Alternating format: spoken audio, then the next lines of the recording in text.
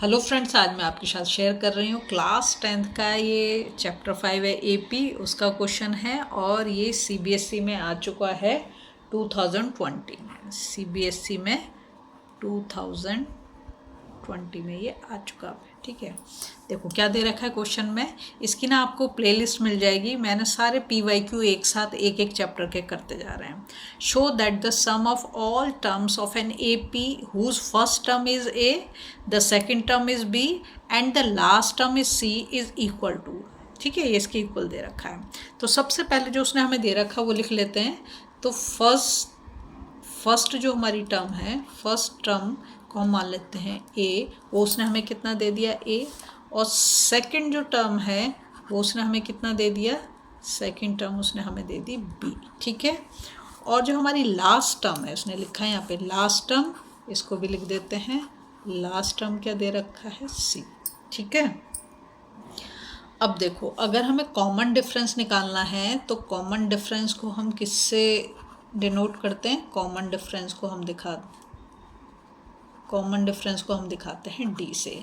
तो क्या हो जाएगा, a2 माइनस a1 होता है। a2 हमारा क्या हो गया b और a1 क्या है हमारा a, तो b माइनस a, तो d हमारा क्या हो गया b माइनस a। ठीक है, अब हम इसमें फॉर्मूला लगा देते हैं अपना।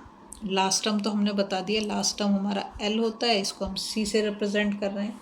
अब हम फॉर्मूला लगाएंगे इसमें। तो a क्या है हमारा, फर्स्ट टर्म है, प्लस n माइनस 1।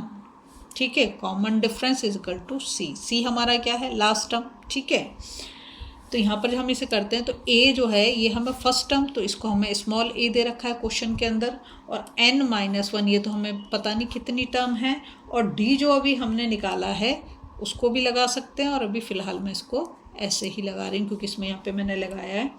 तो अभी हो जाएगा a प्लस n माइनस 1 और d हमारा क्या है b minus a is equal to C. ठीक है, यही है ना।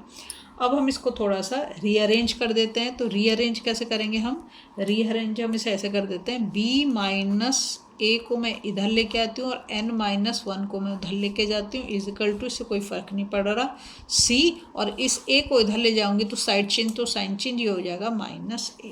ठीक है, अब हम यहाँ पे रखते हैं n minus 1 is equal to C minus A, तो है यहाँ पर, इसको ये यहाँ मल्टीप्लिकेशन में, तो अगर हम इक्वल के दूसरी साइड लेके जा रहे हैं तो किस में आ जाएगा, डिवीजन में आ जाएगा, तो b माइनस ए हमारा यहाँ पर आ जाता है। ठीक है, अब हम n की वैल्यू निकालें, तो n की वैल्यू निकालें तो क्या है, c minus A upon B minus A, और यहाँ पर 1 हमारा माइनस में, हम इक्वल के दूसरे साइड ले जाएंगे तो किसका हो जाएगा, प्लस का, तो ये हमारा +1 हो गया। ठीक है, अब नेक्स्ट काम क्या करेंगे हम, c माइनस ए, देखो अगर मैं इसका एलसीएम ले लूँ, समझ में आ रहा है आपको, अगर मैं इसका एलसीएम ले लूँ तो मेरा जो है डिनोमिनेटर तो क्या आएगा, b माइनस ए ही आएगा, है ना। और इसको इसके साथ मल्टीप्लाई कर दूंगी मैं, तो क्या हो जाएगा, b माइनस ए। बात समझ में आई कि नहीं आई।